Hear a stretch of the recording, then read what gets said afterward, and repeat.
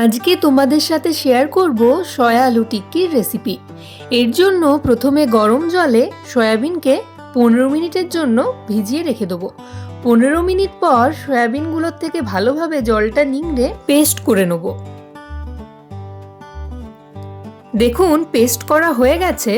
এরপরে এই সয়াবিনের পেস্টটিকে ভালোভাবে আমরা মেখে নেব পরিমাণ মতো আলু দিয়ে, আর দেবো কুচনো রসুন, লঙ্কা, পেঁয়াজ। ভালো বাইন্ডিং যাতে হয় সেই জন্য মিশিয়ে দিলাম বেসন, আর ক্রাঞ্চিনেস আসার জন্য মিশিয়ে দিলাম কর্নফ্লাওয়ার সামান্য পরিমাণে। এরপরে একে একে পরিমাণ মতো হলুদ গুঁড়ো, নুন, ধনে গুঁড়ো, জিরে গুঁড়ো এবং ভালো স্বাদ আনার জন্য তন্দুরি মেয়ো এবং মিট মশলা অ্যাড করে দিচ্ছি। আবারও এটিকে ভালো করে মেখে টিক্কি শেপ দিয়ে নেব। টিক্কি শেপ দেওয়া হয়ে গেছে।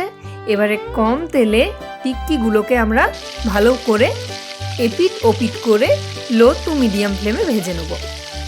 এইরকমভাবে গোল্ডেন করে ভেজে নিলেই তৈরি আমাদের টেস্টি সয়া আলু টিক্কি। এটিকে এবার আমরা পরিবেশন করে নেব গ্রিন চাটনি এবং কাগজি লেবু দিয়ে। খেতে তো দুর্দান্ত লাগবে, বাড়িতে একবার আপনারাও ট্রাই করুন। ভিডিওটি ভালো লাগলে অবশ্যই একটা লাইক, শেয়ার এবং সাবস্ক্রাইব করে দেবেন। আবারও দেখা হবে নতুন কোনো ভিডিওর সাথে। নমস্কার।